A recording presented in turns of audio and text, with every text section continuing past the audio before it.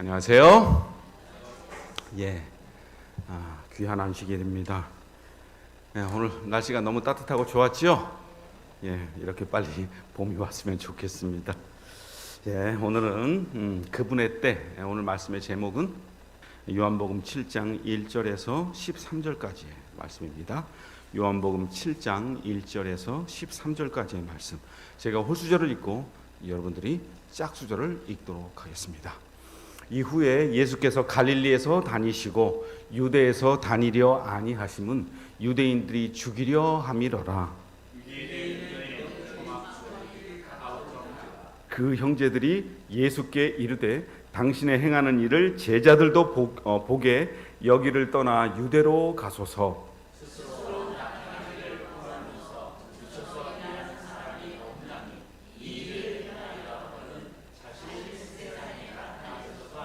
이는 그 형제들이라도 예수를 믿지 아니함이러라. 예수께서 가라사대 내 때는 아직 이르지 아니하였거니와 너희 때는 늘 준비되어 있느니라. 세상이 너희를 미워하지 못하되 나를 미워하나니 이는 내가 세상의 행사를 악하다 증거함이라.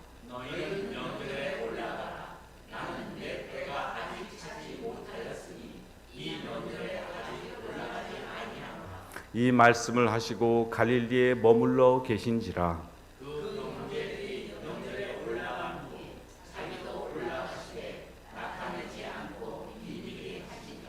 명절 중에 유대인들이 예수를 찾으면서 그가 어디 있느냐 하고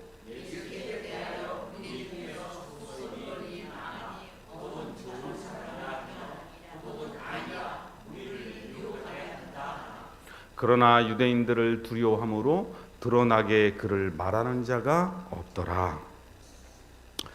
먼저 오늘 말씀 요한복음 7장 1절에서 13절까지의 말씀의 배경을 좀 우리가 살펴볼 필요가 있을 것 같습니다.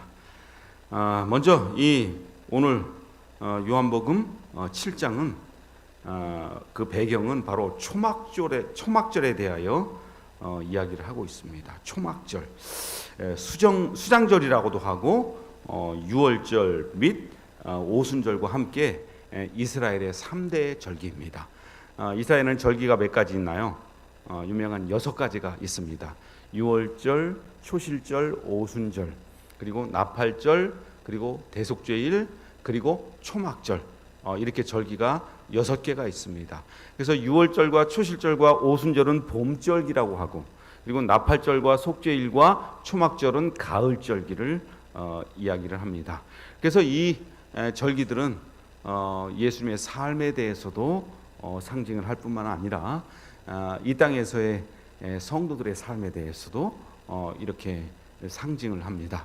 그래서 초막절은 재림 이후에 하늘에 올라가서 살 삶에 대해서 상징을 하기도 합니다. 그래서 이 절기를 축하하는 동안에 장막집에서 살던 그들의 습관에서 나왔고, 그리고 선조들이 40년 동안 장막에서 살면서 광야에서 방황하던 그 이스라엘 백성들의 광야 생활, 즉 어디로 들어가기 전에요?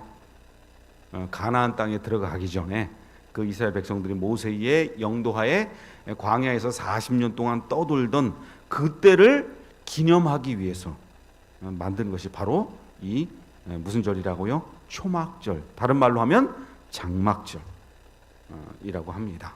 그래서 이때는 언제냐면은 유대력으로 티시레이 달이고, 요즘 우리 태양력, 우리가 사는 그 달력으로 치면 9월 달에서 10월 달에 해당하는 그때의 절기입니다.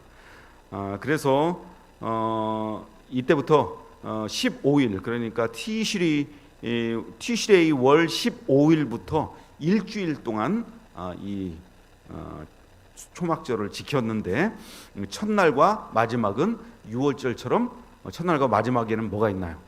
절기의 첫날과 마지막에는 뭐가 있는지 아십니까? 예배가 있습니다. 성회라고 그러죠. 유월절도 마찬가지고 첫날 그리고 마지막 날 뭐가 있다고요? 성회, 즉 예배가 있다는 것입니다. 그래서 농사력이 끝나는 가을에 지켜졌다, 이 초막절이. 그리고 1년 중에서 가장 마지막 절기이고, 그리고 큰 절기로 여겼는데 초막절은 단순히 명절이라고 이렇게 요한복음 5장 1절에도 초막절이라고 지칭하지 않고 명절이다 이렇게 언급되어 있습니다. 그래서 이 회당에서는 전도서가 낭독되었고 이 초막절 기간 동안에, 그리고 성전에서는 성대한 희생 제사가 연일 행해졌고, 그리고 또한 절기가 끝나는 날에는 비와 이슬의 은혜를 구하는 기도가 행해지고, 그리고 실로암 못에서 물을 길어서 매일 제단에다가 붓는 그런 행사가 이 기간 동안에는 있었다고 하는 것입니다. 우리가 잘 알다시피 이스라엘에는 이른 비와 그리고 늦은 비가 있습니다. 이 비가 오는 요 절기, 비가 오는 요 때를 딱 맞아서 씨 뿌리는 절기, 그리고 추수하는 절기, 이렇게 나누어지는 것입니다. 그래서 이 초막절기를 계속 보면은 요한복음 7장 37절에서 38절의 말씀을 보면 명절 끝날 곧 큰 날에 예수께서 서서 외쳐 가라사대 누구든지 목마르거든 내게로 와서 마시라. 나를 믿는 자는 성경의 이름과 같이 그 배에서 생수의 강이 흘러나리라 하시니, 요한복음 오늘 읽은 게 7장 1절부터 13절까지 아닙니까? 그리고 요한복음 7장 37절 38절에 그 배경도 어디일까요? 그러면 같은 요한복음 7장이니까 바로 이 초막절이 되는 것입니다. 여기서 명절이라고 하는 거, 이 명절이 무슨 절이라고요? 초막절, 장막절. 그럼 여기 큰 날은 뭘까요? 끝날 곧 큰 날. 아까 제가 얘기했는데 예배 드리는 날, 성회가 있는 날. 그런데 해필이면 이날 예수님이 설교를 하시는데 무슨 설교를 하신다고요? 목마른 자는 나에게로 오라. 왜 목마른 자에 대한 설교를 하필 이때 했을까요? 아까 얘기했듯이 이 초막절에는 이제 가을절기라서 추수하는 절기예요. 그때는 뭐가 내린다고요? 추수를 위해서 늦은 비가 내린다고 얘기를 했습니다. 늦은 비가 내리지 않으면은 이 추수할 곡식들이 어떻게 될까요? 제대로 추수를 하지 못하는 것이지요. 그래서 이른 비와 늦은 비가 꼭 이 이스라엘 땅에는 꼭 필요한데, 이제 추수하기 위해서 이 초막절 요 당시에 항상 하늘에서 내려주시는 그 비, 물, 이것을 항상 기다리는 그 이스라엘 사람들에게 예수님께서 무슨 설교를 하시는 거라고요? 목마른 자들은 다 내게로 와라. 물에 대한 설교를 하신 것입니다. 6월절은 곡물을 익히고 그리고 성숙시키는 우기, 즉 늦은 비 기간의 끝에 온다고 한다면 이 초막절은 이른 비가 내리는 시기였다고 합니다. 제가 아까 바꿔서 얘기를 했네요. 이 초막절은 이른 비가 내리는 시기였다고 합니다. 그리고 또 이때 이 이른 비를 의지해서 파종을 했다고 합니다.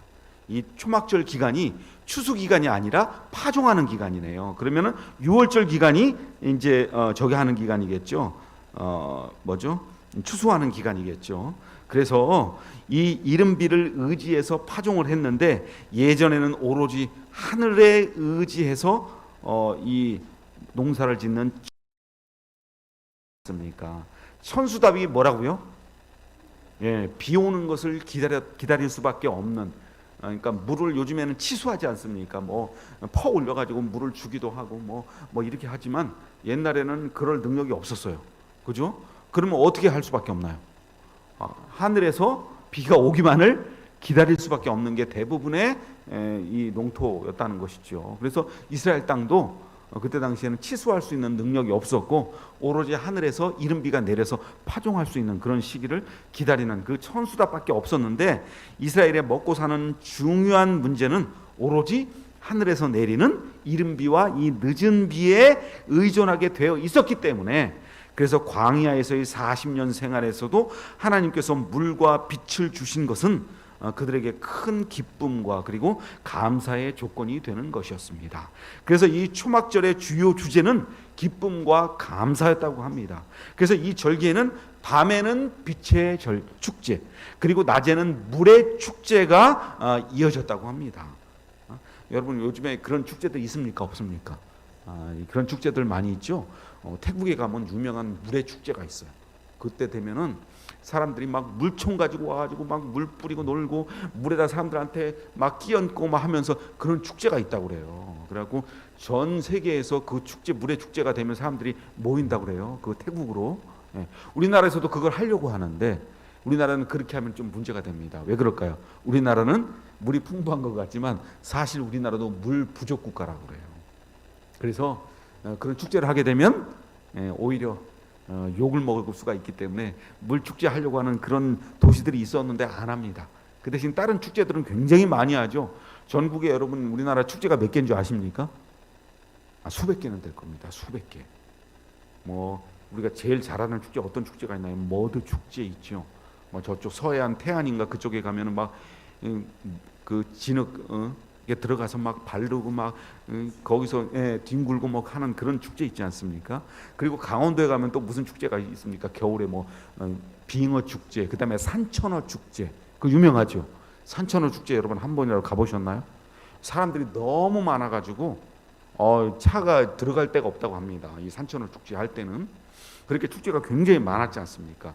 그때 당시에도 이 초막절에는 이 낮에는 물의 축제, 하나님께서 비를 내려주시는 것에 대한 감사의 축제, 그리고 밤에는 우리 잘 알다시피 광야에서 낮에는 구름 기둥, 밤에는 불 기둥으로 이스라엘 백성들을 인도하셨지 않습니까?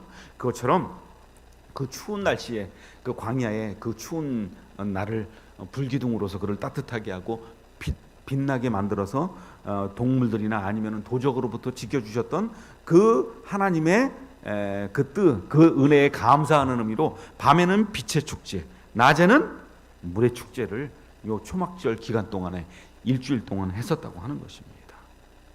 그래서 그리고 이 절기의 또 하나의 주제는 뭐냐면 순례의 개념, 순례. 즉 하나님의 백성에게는 영원한 거처가 없다는 그러한 사상입니다. 그래서 초막절이 무엇을 지어놓고 산 것을 기념한 거라고 그랬습니까? 초막. 초막에 살아도 뭐 좋은 집에 사는 것보다 초막에 살아도 뭐 이 화해하고 뭐 좋게 사는 게 좋다 뭐 그런 성경줄이 있지 않습니까? 그래서 이 초막절의 주제는 초막을 짓고 사는 건데 주로 초막은 누가 짓습니까? 초막은 누가 지을까요? 요즘에도 여러분 초막을 다른 말로 하면 뭐예요? 텐트예요, 텐트. 텐트를 어떤 사람이 짓나요? 오래 살 사람이 텐트를 지을까요? 아니요. 며칠 있을 사람이 초막을 짓고 텐트를 치지 않습니까? 그래서 이 초막절도 바로 뭘 상징하냐면 우리가 사는 이 세상에서는 영원히 살 땅이 아니라 잠시 초막에서 살 그 인생이다. 그래서 우리 모든 사람들, 이 땅에 사는 사람들은 다른 얘기로 하면은 순례자와 같다. 그런 의미로 이 초막절의 개념이 또 하나의 개념이 있다고 하는 것입니다. 네, 그래서 이 땅에 사는 그들에게는 순례자고 그리고 나그네다. 이렇게 얘기를 했다는 것입니다. 이 초막절에도 결국은 하나님을 믿는 백성들에게 여러 가지 믿음의 이유들을 상징하고 있다는 것을 우리가 알아야 합니다. 그저 의식이 의식으로 끝날 때에 그 의식은 의미를 잃게 됩니다. 그렇지만 이스라엘 백성들은 이 절기의 의식을 통해서 출애굽의 과거뿐 아니라 그 출애굽의 중심 되시는 그 예수님의 그리스도 예수님을 깨달아 알아야 했다는 것입니다. 이 초막절을 통해서 누구를 알아야지 됐었다고요? 예수님을 기다리고 메시아를 기다리는 그들이 이 초막절을 통해서 예수 그리스도를 깨달아야 했다는 것입니다. 그러나 사실 그들은 가장 중요한 어린 양 되시는 그리스도를 아는 일에 재빠르지 못했다는 것입니다. 그래서 이제 이 배경을 중심으로 해서 오늘 말씀의 내용들을 보면 크게 두 가지의 주제가 있습니다. 첫 번째는 뭐냐면 첫 번째 주제는 절기의 주인공을 몰라보는 사람들에 대한 주제입니다. 절기의 주인공을 몰라보는 사람들. 좀 전에 얘기했듯이 이 초막절은 감사와 기쁨의 축제라고 하지 않았습니까? 감사와 기쁨의 절기라고 했습니다. 누구에게요? 누구에게 감사와 기쁨을 전하는 절기입니까? 하나님에게. 뭐 누구에게 전하겠어요? 그리고 그 하나님, 즉 예수님에게 그 기쁨과 감사를 전하는 그러한 절기임에도 불구하고 이 절기의 주인공인 예수님이 직접 왔음에도 불구하고 그들은 예수님을 알아보지 못했다. 그래서 아까 우리가 읽은 성경절 중에 어떤 내용이 있었습니까? 왜 예수님이 유대로 안 가려고 했다고 얘기를 했습니까? 맞아요. 잡아 죽이려고 했어요. 예수님을 죽이려고 하니까 예수님이 안 가신 겁니다. 예수님을 기쁘고 감사하는 그런 내용이 아니라 오히려 정작 예수님이 오셨을 때에 예수님을 죽이려고 한 그러한 모습들이 있는 것입니다. 예, 그렇습니다. 그래서 1절에 보면 예수님을 유대인들이 죽이려고 해서 갈릴리 지방으로 그렇게 다니셨다고 그렇게 말씀하셨습니다. 그렇다면 여러분, 여기서 예수님을 죽이려고 하는 유대인들이 누구일까요? 유대인들 모두를 지칭하는 겁니까? 아니죠. 예, 대제사장만 지칭하는 겁니까? 그렇겠죠. 예수님을 따르던 사람들도 많았어요. 그때 당시에 제자들도 많았고 유대에서도 굉장한 호응을 얻었습니다. 그들이 다 예수님을 죽이려고 했다는 이야기가 말이 안 되겠죠. 그래서 여기서 예수님을 죽이려고 했던 사람들은 전체 유대인을 통칭하는 것이 아니고 일부 유대인을 말하는 것임을 우리는 알 수가 있습니다. 그래서 13절에는 그 유대인을 두려워하는 사람들이 또 나옵니다. 유대인이 유대인을 두려워하는 거예요. 그 이야기가 왜 나올까요? 예수를 믿으면 죽이는 게 뿐만 아니라 그 유대인들이 유대인들을 두려워했어요. 그래서 한쪽 유대인들과 다른 쪽 유대인들이 있었다는 것을 우리가 알 수가 있습니다. 그래서 여기서 말하는 유대인, 즉 예수님을 죽이려고 하는 유대인 누구냐면 예수님과 그동안 여러 번 부딪히고 그리고 따라다니면서 논쟁을 유발하고 태클을 걸었던 누구일까요?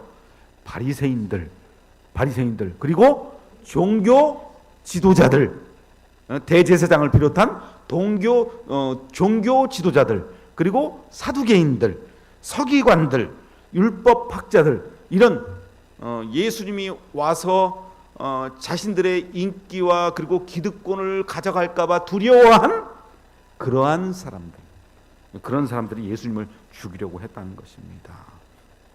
그래서 이렇게 그런 사람들로 구성된 통치 계층을 묘사하는 함축적인 묘사 방식으로 그렇게 유대인들이 사용되고 있음을 우리가 알 수가 있습니다. 정작 메시아의 출현에 가장 예민해야 할 그 사람들이 오히려 메시아를 핍박하고 죽이려고 쫓아다니는 모순된 상황을 우리는 지금 목격하고 있는 것입니다. 이 초막절을 주최하는 이 사람들도 바로 누구였을까요? 이 종교 지도자들이었습니다. 예수님을 죽이려고 하는 사람들이 이 초막절을 주최하는 사람들이었다는 것입니다. 그래서 이 초막절의 절정, 맨 마지막 날은 어떤 것이 있었냐면 비의 춤이라고 하는 행사가 있었다고 합니다. 이 의식은 무엇이었냐면 이 제사장이 큰 무리들을 이끌고 성전에서 나옵니다. 그리고 언덕 아래로 밑으로 쭉 내려가서 샘이 흐르는, 기혼샘이라고 하는 샘이 흐르는 곳까지 걸어서 갑니다. 이사야 12장 3절에 말씀에 나와 있죠. 너희가 기쁨으로 구원의 우물들에서 물을 기르리로다. 이사야 12장 3절에 이 성경절 말씀을 읊으면서, 그러면서 그 기혼샘에서 뭐를 기를까요? 물을 길어서 그걸 가지고 올라옵니다. 그래서 성전으로 돌아와서 15개로 된 층계를 올라갔다 그래요. 그때 당시에 그 이제 일반 땅에서 성전으로 올라간 데는 15개의 그 층계가 있었나 봐요. 그래서 그 층계 하나를 올라갈 때마다 제사장은 이 15개의 순례의 시편 120편에서 134편까지 그 시 중에 하나를 발췌해서 그렇게 낭독하면서 그렇게 위로 올라갔다고 합니다. 그런데 이런 의식을 행하면 뭐 하냐는 것입니다. 그 행사를 받으시는 분이 바로 옆에 있는데 알아보지는 못하고 오히려 그분을 죽이려고 쫓아다니고 있는 그들의 모습을 보면서 우리는 참 아이러니하다, 이런 생각을 하게 된다는 것입니다. 우리는 살아가면서 보면은 얼마나 많은 의식과 예식을 치르는지 모릅니다. 여기에 뭐 이 초막절에 여러 가지 예식과 의식, 또 뭐 예배 드릴 때의 의식, 아니면은 성전에서 성소에서 행하는 의식, 아니면 제사 드리면서 드리는 의식, 옛날에는 의식이 굉장히 많았습니다. 그러면 여러분, 현대를 살아가는 우리들에게는 의식이나 예식이 없습니까? 있습니까? 있어요? 어떤 의식이 있을까요? 성만찬 예식 말고, 이런 종교적인 의식 말고, 그럼 없어요? 아니, 그런 종교적인 예식 말고 우리가 예식을 안 해요? 하나도? 결혼할 때 뭘 합니까? 그래, 결혼할 때 뭘 해요? 결혼식, 예식과 의식이에요. 그날 뭐 그냥 결혼했다고 하면 그만인데, 사람들 다 모아놓고 앞에 가서 주례하고 뭐 하고 그게 왜 합니까? 그게 의식이잖아요. 예식이잖아요. 그런 게 그 한 가지만 있는 게 아니에요. 결혼식만 있나요? 또 뭐 있나요? 장례식도 마찬가지예요. 그냥 죽으면 끝이면 괜찮은데 3일 동안을, 그죠? 입관 예배하고 무슨 예배하고 뭐 그것도 의식이에요. 또 그것만 있나요? 살아가면서 의식이 그 두 가지밖에 없어요? 돌잔치도 있어요. 맞아, 돌잔치도 있어요. 그것만 있나요? 환갑잔치도 있고 칠순잔치도 있고, 그것도 다 의식이에요. 우리 살면서 보면은 의식이 얼마나 많은지 몰라요. 그리고 여러분, 그것만 있나요? 3.1절 되면 무슨 식해요? 3.1절 기념식, 광복절 기념식, 그죠? 또 뭐 있어요? 또 이런 의식들이, 나라에서 행하는 의식들이, 제헌절 의식, 뭐 얼마나 많은지 몰라요. 그리고 집에서 뭐 종교 의식 안 하는 사람들도 차례 지내면서 뭘 해요? 차례 의식을 하지 않습니까? 그것도 의식이고 예식이에요. 여러분, 우리 삶에서 의식과 예식이 없으면 안 돼요. 왜 그럴까요? 이 기념하는 것이 있어야 사람들에게 뭐가 돼요?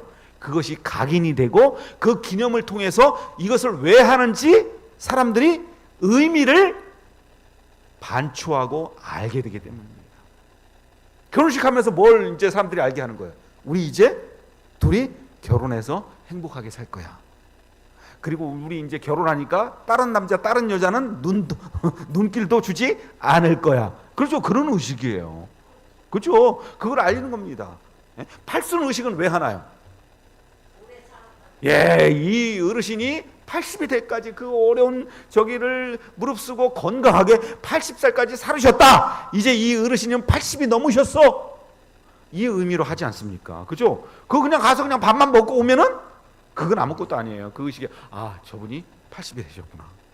저희 어머니가 올해 8순이십니다. 근데 우리 어머니를 제가 7순도 제대로 못 해드렸고, 6순 때는 제가 아니라 그때는 제 동생이 살아있을 때인데, 제 동생이 저희 어머니를 모시고 저기 63빌딩 뷔페에 가서, 그래도 형, 내가 63빌딩 뷔페를 예약해놨으니까 어머니 모시고 갑시다. 맞아, 거의 없어지다시피 해요. 그래도 그래도 환갑이니까 가서 먹읍시다 해서 제 동생이 돈 다 내고 예약해서 가서, 그래서 저희 어머니 잔치를 해드렸는데, 7순 때는 잔치도 못 해드리고 이제 8순이 되셨는데, 올해 아무래도 우리 어머니가 9순까지 사실까 뭐 이런 생각도 들고, 그래서 제가 올해는 우리 어머니 잔치를 해드려야 되는데, 우리 어머니를 어떻게 이 마지막, 어떻게 보면 마지막 잔치라고 생각하고 내가 잘 해드릴까, 이런 생각을 제가 지금 하고 있습니다. 어쨌든 우리 삶에서요, 이런 의식과 예식을 빼면은 삶이 굉장히 무미건조할 뿐만 아니라 어떤 의미를 반추하는 데 있어서 상당히 사람들이 헷갈릴 그럴 수가 있다는 것입니다. 그래서 이런 것들이 굉장히 필요해요. 그런 것들이 의식이고 예식이고 그리고 기념식인 것입니다. 기념식도 왜 합니까? 학교마다 무슨 기념식이 있어요? 개교 기념일이 있어요. 개교 기념일, 그죠? 그래서 가만히 보면은 회사에도 회사 기념일이 있는 것이고, 기념식이 없는 데가 없어요. 그래서 우리가 살다 보면 진짜 한 달에 몇 번씩 기념식을 합니다. 어버이날도 기념식이고, 그죠? 어린이날도 기념하는 날이고, 다 기념하는 날입니다. 그래서 성경에만 의식과 예식이 있는 게 아니에요. 그래서 이 예식들에는 기념하고자 하는 중요한 의미가 있어서 그걸 깨닫게 하기 위해서 이 의식과 예식이 있는 것 아닙니까? 그런데 그 의미를 잃어버리면 그 예식이 아무 필요가 없다. 그런데 지금 유대인들이, 예수님 당시에 유대인들이 그랬다는 거예요. 그 장엄한 일주일 동안의 그 기념식, 그죠? 초막절 행사를 행하면서 정작 그들의 이 축제의 주인공인 예수님이 와 있는데 어떻게 한다고요? 예수님을 죽이려고 쫓아다녔다는 것입니다. 얼마나 한심합니까? 그때에 예수님이 이 명절 끝날 마지막에 이 설교를 하신 거예요. 누구든지 목마르거든 다 내게로 와라 마셔라. 너희들에게 그 물을 주는 사람이 광야에서 너희들에게 샘물을 주고, 그리고 모든 이 땅에 들어와서 이른 비와 늦은 비를 주어서 너희들을 먹게 만든 그 장본인이 누구다? 바로 나야. 그러나 그러한 육신적인 물뿐만이 아니라 너희들을 영원히 살게 하는 영적인 생수를 공급할 사람이 누구다고? 바로 여기 있어. 이 얘기를 하는 것입니다. 근데 사람들은 아무도 알아보질 못하는 것입니다. 그러니 그 의식이 무슨 의미가 있습니까? 아무리 장엄하게 밤에 불빛 축제를 하고, 지금도 그렇게 유대인들을 해요. 초막절 보면은 밤 환하게 비춰놓고 일주일 동안 그런 행사를 합니다. 근데 여러분, 그 행사가 무슨 의미가 있냐는 거예요. 아무리 장엄하게 돈 많이 들여가지고 많은 사람들이 참석한들 무슨 의미가 있냐는 것입니다. 그렇습니다. 결혼식만 해도 그렇죠. 우리 결혼식 무슨 물건 찍어내듯이 30분 만에 후다닥 결혼하는 사람들이 있어요. 그죠? 우리 그래도 교회에서 하는 의식은 그래도 한 1시간은 합디다. 그런데 여러분, 그냥 일반 예식장 가보세요. 몇 분 만에 끝난다고요? 예식이 30분 만에 끝나요. 요즘에는요, 30분도 안 걸려요. 요즘에는 뭐도 없는 줄 알아요? 주례사도 없어. 요즘에는 주례사도 없어요. 그래서 30분 가면은, 조금만 늦게 가면 이미 예식이 끝나버려요. 그래서 밥 먹으러 가면 끝이야. 그래서 밥 먹다가 보면 누가 와서 인사를 해요. 근데 그게 누구예요? 신랑하고 신부인데 정작 알아봐요, 못 알아봐요? 저 사람이 누구요? 못 알아봅니다. 왜요? 참석도 하지 않으니까. 그래서 결혼식이 어떻게 보면 의미가 없어. 30분 만에 그냥 후다닥 해버릴 뿐만 아니라 보지도 않고 그냥 대충 어떤 의미와 그 중요한 뜻보다는 대충 그냥 의식으로 머무는 거죠. 그러게 나중에 어떤 부작용이 있을까요? 그렇게 하니까 예식으로 이렇게 끝나버리는, 수박 겉핥기로 끝나니까 결혼 생활도 마찬가지로 까딱하면 뭐라고요? 이혼으로 끝나는 것입니다. 결혼의 중요성을 예식을 통해서 깊이 새겨야 하는데, 그죠? 그때 주례하는 사람이 검은 머리가 팥불이 될 때까지 이 말만 머리에 새기고 있어도 그렇게 쉽게 헤어지진 않을 텐데 그렇게 쉽게 이혼해 버리는 것입니다. 그렇습니다. 의식과 예식이 그렇게 아주 편만한 세상에 살면서 우리는 그 의식과 예식이 요구하는 의미와 정신을 간과하면서 살지 말아야 한다는 것입니다. 여러분, 어디 종교 지도자뿐이었습니까? 5절에 보면은 예수님의 형제들도 예수님한테 뭐라고 얘기를 합니까? 아까 읽으셨죠? 예수님한테 뭐라냐면, 갈릴리에 있지 말고, 예수님 당신 갈릴리에 있지 말고 어디로 가라고 얘기를 합니까? 유대 땅으로 가요. 그 예루살렘으로 가서 거기 가서 어떻게 하라고요? 거기 가서 기적도 행하고 거기 가서 자기의 이름을 좀 날리라고. 그 누구들이요? 형제들이 그렇게 얘기를 하는 거예요. 그러면서 그 이유가 뒤에 뭐라고 나와 있습니까? 그 형제들도 예수님을 믿지 않았기 때문이라고. 세상에 형제들도 예수님을 믿지 못했어요. 그러면 도대체 누가 예수님을 믿었나? 누가 정말 그토록 기다리던 예수님으로 알아보는 사람이 누가 있었나? 형제들도 못 알아보는데. 그렇습니다. 사실 이 형제들의 제안에는 두 가지 모순이 있었어요. 첫째는 뭐냐면 이 제안한 형제들도 예수님이 행한 기적을 보았음에도 자기들도 믿지 않은 것을 유대에 가서 유대인들한테 믿을 거야. 자기는 그걸 보았으면서도 안 믿어놓고 유대인들은 아마 믿을 거야. 이게 모순 아닙니까? 그리고 두 번째 모순은 뭘까요? 그래서 예수님께서는 둘째 모순은 예수님께서 갈릴리 사람들에게 그와 같은 놀라운 일을 행하셨지만 그들의 대부분이 예수님을 떠났다는 것입니다. 이 말씀은 어렵도다 하면서 저번 주에 우리 배웠죠. 그런데도 그런 제안을 했다는 것 자체가 온전한 제안이 아닌 것입니다.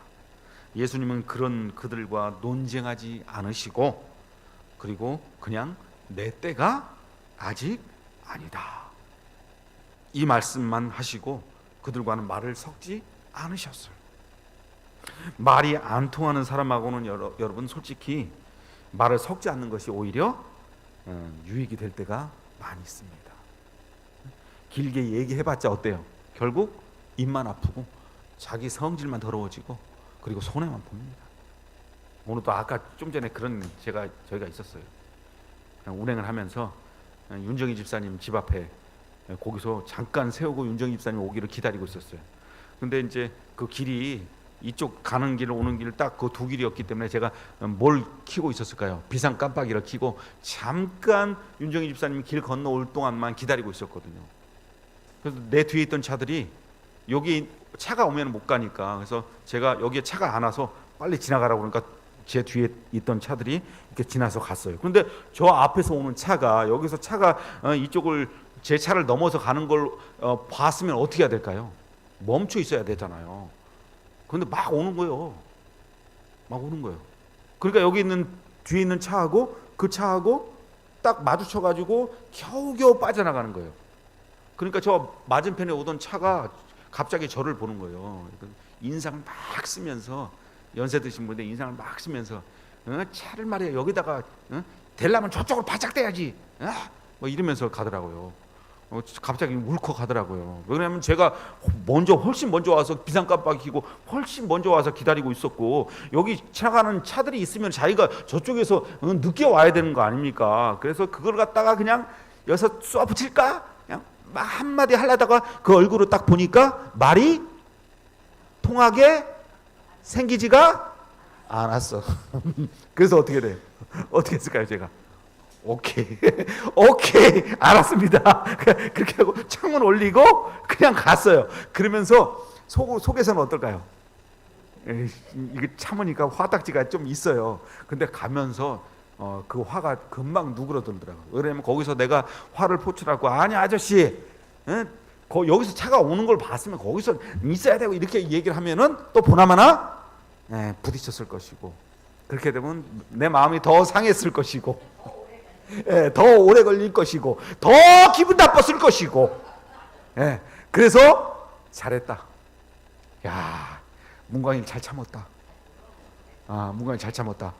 많이 컸네 문광일. 제가 그러면서 속으로 저를 어떻게 하면서요?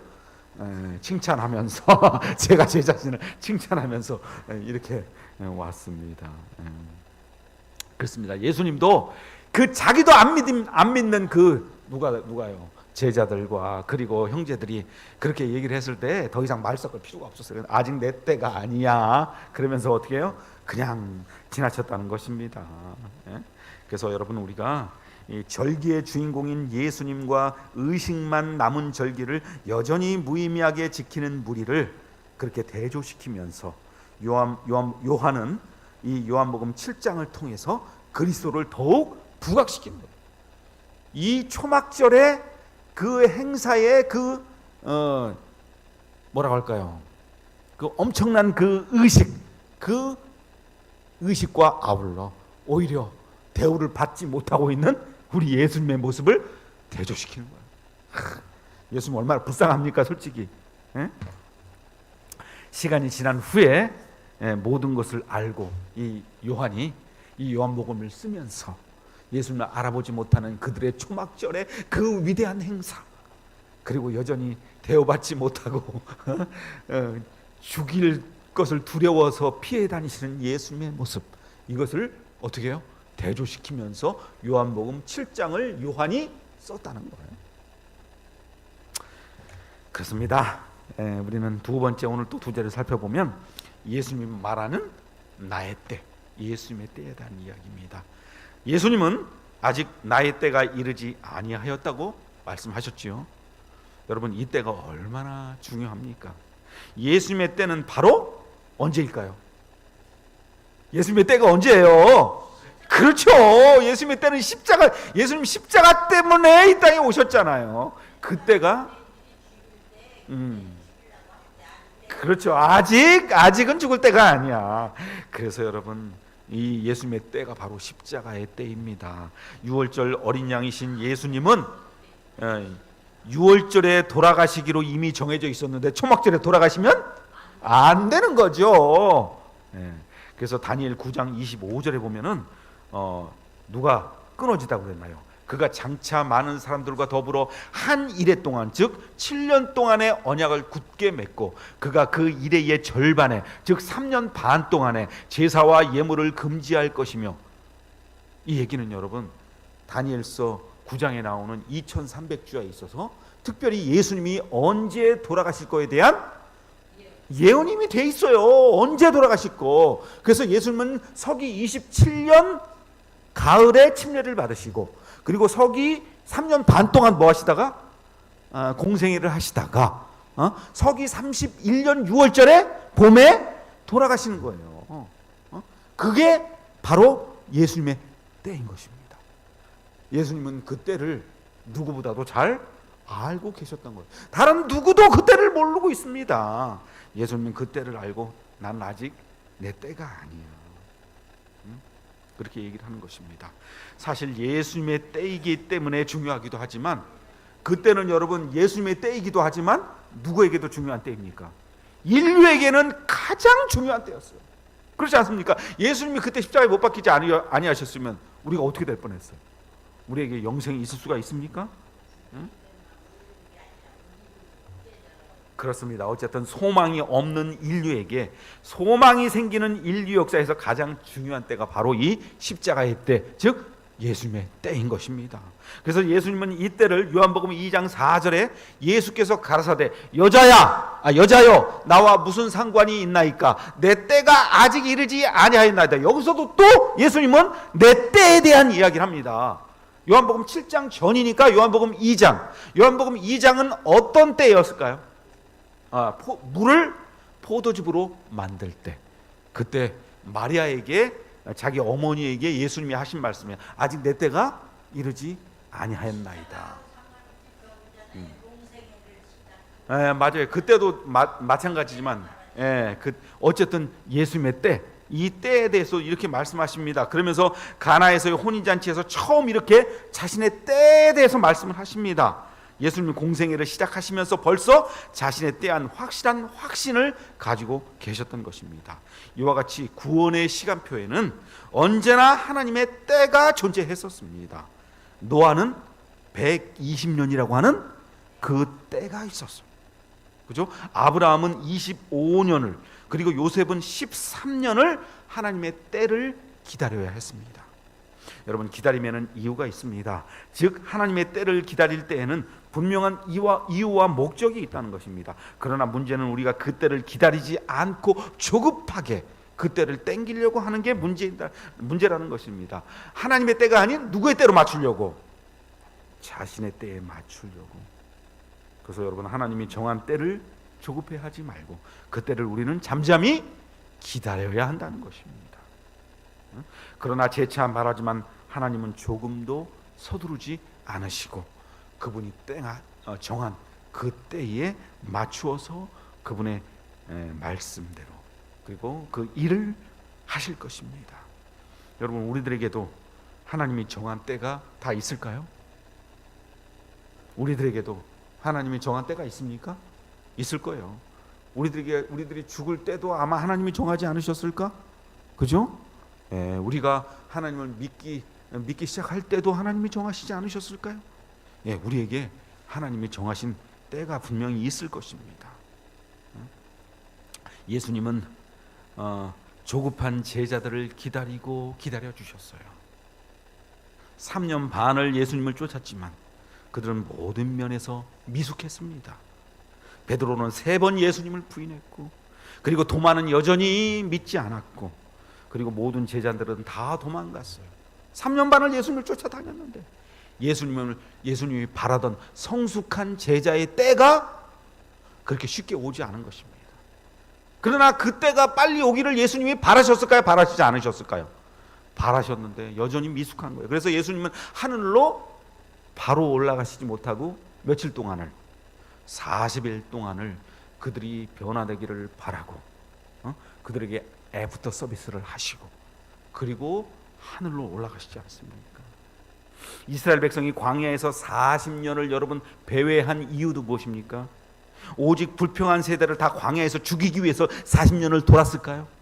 저는 반대로 다음 세대를 준비시켜서 온전한 충성의 백성이 될 때까지 40년을 그 기간을 그곳에서 돌지 않았을까요?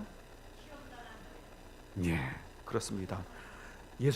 하나님은 그렇게 이스라엘 백성들이 그 40년 동안에도 그 다음 세대들이 성숙해지기를 기다렸던 것입니다. 그래서 여러분, 우리 자신을 살펴볼 때 우리가 얼마나 부족합니까? 내 자신을 살펴볼 때도 얼마나 한심합니까? 불평하고 후회하고 또 불평하고 후회하고.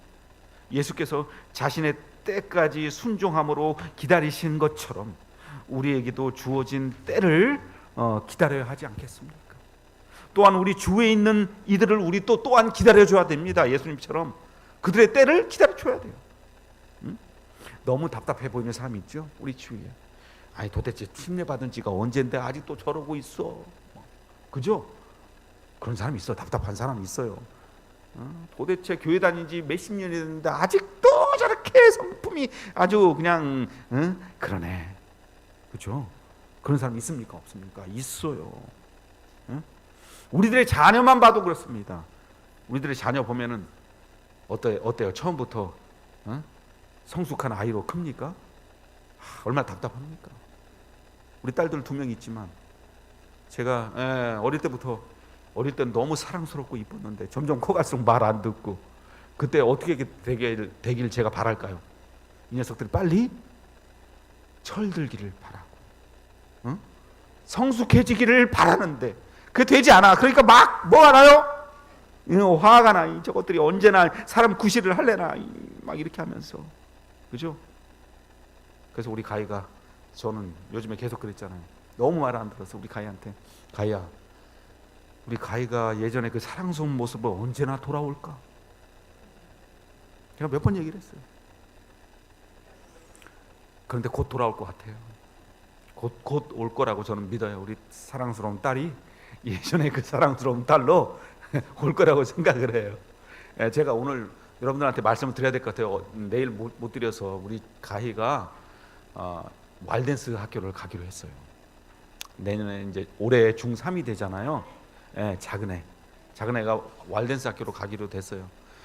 그러면은 제 곁을 떠나잖아요. 제가 얼마나 마음이 아픕니까? 우리 일요일 날은 우리 둘째 딸 가희가 왈댄스 학교로 떠나고, 월요일 날은 우리 첫째 딸이 삼육대학교 신학과 기숙사로 떠나고, 갑자기 졸지에 우리 두 딸들이 아무도 없어요. 저 진짜 처음에 우리 두 딸이 하나도 없었던 때는 없었는데 두 딸이 갑자기 하루 차이로 가버리는 거예요. 둘 다. 너무 마음이 아파요. 저는 우리 둘째 딸이 왈댄스 안 보내려고 제가 했거든요. 근데 우리 가희가 그걸 결심을 했어요. 왜 그럴까요? 왈댄스 학교 가면요, 하루에 휴대폰 하는 시간이 15분, 20분이에요.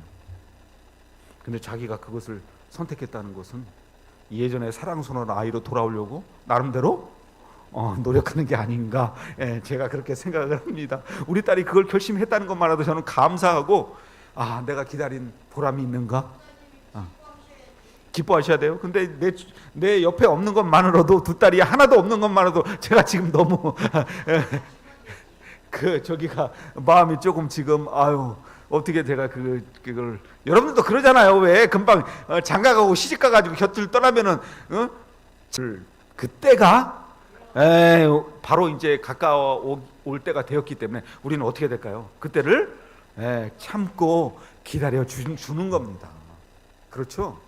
그래서 우리가 언제나 이게 기다림이 중요해. 하나님의 때뿐만 아니라 우리 주위에 우리 가족들, 그리고 우리가 볼 때 너무 답답하고 한심하고 변화되지 않는 사람처럼 보이는 사람들일지라도 예수님처럼 참고 그날이 오기를 기다려주는 것이 바로 우리들의 해야 할 그러한 일인 것입니다. 우리 예수님의 생애를 통해서 우리가 너무나 잘 알고 있지 않습니까? 물론 우리들의 바람과는 너무나도 다를 때가 많아요. 우리들의 바람은 이건데 아닐 때가 많습니다. 우리 아이들이 언제 철이 들까? 그러나 여러분, 조급하게 강요하면 어떻게 될까요? 강요하면 그럼 맞아요. 오히려 반대로 오히려 부작용이 납니다. 삐뚤어져 나가요. 교회 구성원들 중에서도 그래요. 막 다그치고 막 강요하고 왜 이렇게 하냐고 막 이렇게 하면 그 사람이 어떻게 될까요? 교회에서 삐뚤어져. 교회 안 나오는 사람들도 있어요. 그래서 교회 안 나오는 사람들 중에 대부분이 다 뭐 때문에 그래요? 우리가 기다려주지 않아서 그런 사람들이 많이 있어요. 그래서 여러분, 우리가 좀 기다려야 됩니다. 비록 미숙할지라도 충분히 기다려주면 자신의 역할을 충분히 해낼 수 있는 그런 분들이 우리 주위에 많이 있다는 거예요. 그리고 나 자체를 누가 지금 기다려주고 있어요? 우리 예수님이 내가 변화되기를, 내가 성화되기를 여전히 기다려주고 계시지 않습니까? 그래서 여러분, 예수님의 때가 있는 것처럼 우리의 때, 그리고 우리 주변에 있는 사람들의 때, 그 때를 우리가 조급하게 서두를 것이 아니라 우리가 기다려줌으로 인해서 그 때가 그 때에 맞춰서 온전히 이루어지기를 바라는 우리 모두가 되기를 간절히 바라면서 말씀을 마치도록 하겠습니다.